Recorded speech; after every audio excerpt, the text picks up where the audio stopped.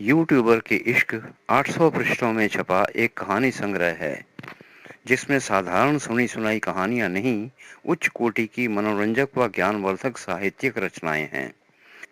आप अपने चैनल के लिए इनमें से किसी कहानी का वीडियो बनाना चाहें तो कॉपीराइट के लिए संपर्क करें 9811166943। प्रीतम ने अपना मन बनाया और कृष्णा के माता पिता रोशनलाल मनचंदा और उसकी पत्नी कल्पना मनचंदा से बात करने के लिए उनके घर गया और जानना चाहा, उस युवती से कृष्णा की शादी करने में क्या परेशानी है। उसके पिता और माता ने एक साथ दो टूक जवाब दिया, हम इतने छोटे स्टेटस के परिवार के साथ अपना संबंध बनाकर अपने स्टेटस से गिरना नहीं चाहते। स्वर इतना सख्त था कि प्रीतम को आगे बात करने की हिम्मत ही नहीं हुई और जाने के लिए उठ खड़ा हुआ। पति पत्नी दोनों कहने लगे, हम ये संबंध नहीं बना सकते। इस परिवार को अपने धन से बने स्टेटस पर घमंड था, इसीलिए झुकाव नहीं था। ये इनकार सुनकर प्रीतम अर्चना के माता पिता पवन प्रसाद अर्गवाल और उसकी पत्नी नीलम अर्गवाल से मिला। उन्हें अपना परिचय दिया। कृष्णा मेरे भाई जैसा है और जानना चाहा कि उसके साथ अर्चना का विवाह करने में क्या परेशानी है।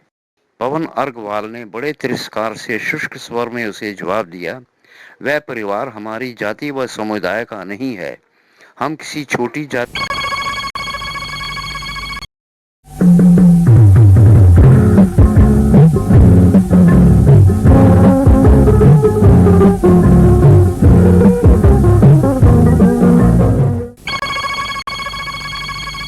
के समुदाय से रिश्ता नहीं बना सकते। नीलम अर्गवाल ने भी अपने पति का समर्थन करते हुए कहा, हम अपने समाज में किसी को मुंह दिखाने के काबिल भी नहीं रहेंगे। इस तरह प्रीतम को यहां से भी इनकार मिला। अपनी जाति के कारण ही वह अपने आप को उच्च वर्ग का समझते थे, ये गर्व ही उनका घमंड था। दोनों परिवारों को इस विवाह के लिए सहमत करने के लिए दो अलग अलग शक्तिशाली तर्क चाहिए थे। सो प्रीतम ने अपनी पूरी शक्ति से सोचना शुरू किया और बातचीत करने के लिए तर्क संजोने लगा। उसे अनुभव हुआ कि अर्चना की सुंदरता व संस्कार पूर्ण चरित्र ही उसकी सबसे बड़ी विशेषता है। यही तर्क लेकर प्रीतम एक बार फिर कृष्णा के पिता रोशनलाल मनचंदा व माता कल्पना मनचंदा को समझाने के लिए उनके घर गया और उन्हें बड़ी विनम्रता से समझाया, अर्चना बहुत सुंदर युवती है। मैं सभी को इन सभी कहानियों की नाट्य रूपांतर सीरीज में अभिनय करने के लिए आमंत्रित करता हूं। इच्छुक संपर्क करें।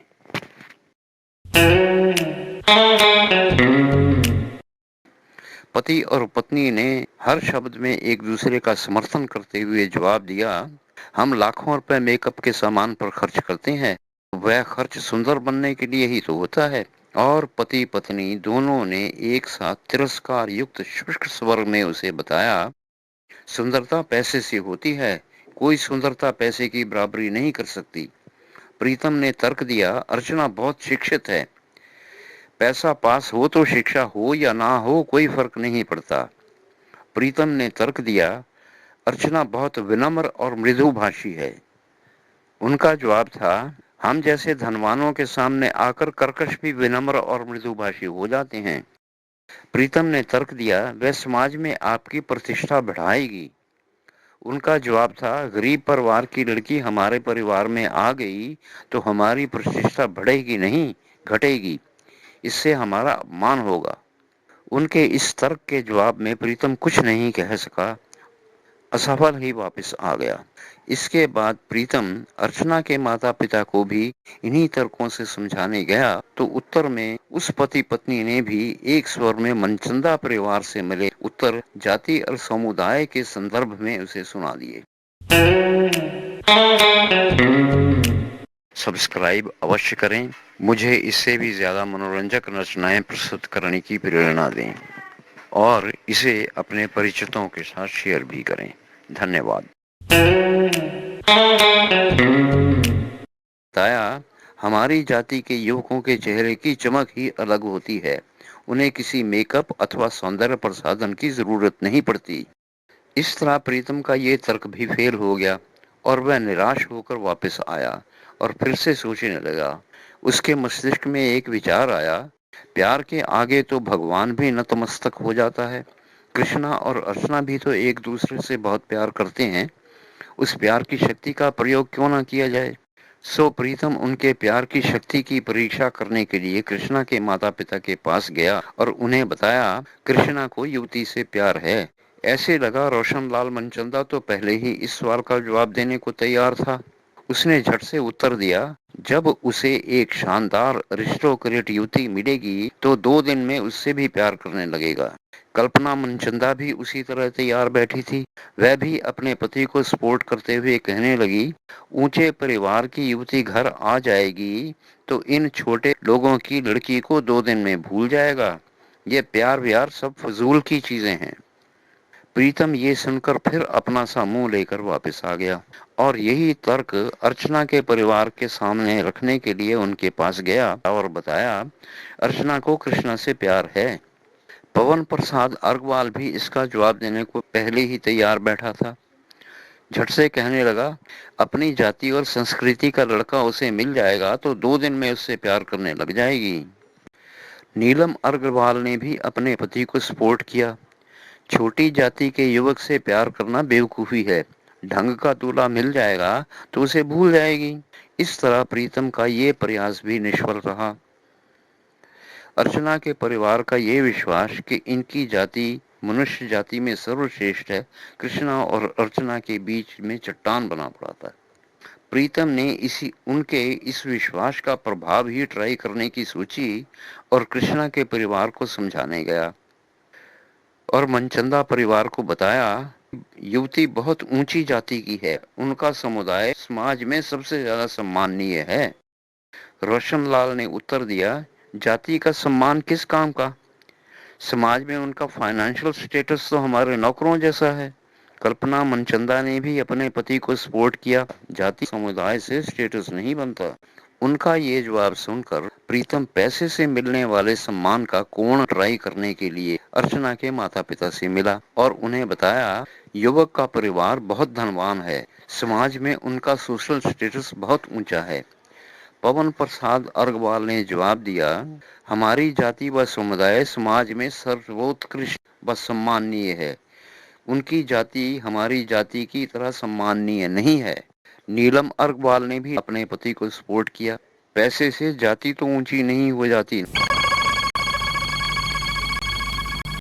एक दूरदर्शी व्यक्ति ने एक बार प्रीतम को एक शिक्षा दी थी, अपना लक्ष्य निर्धारित करो, उसकी प्राप्ति का प्रण करो, अपने मन शरीर व आत्मा की हर शक्ति को लक्ष्य भेदन पर लगा दो, करो या मरो का प्रण ही सफलता की कुंजी है।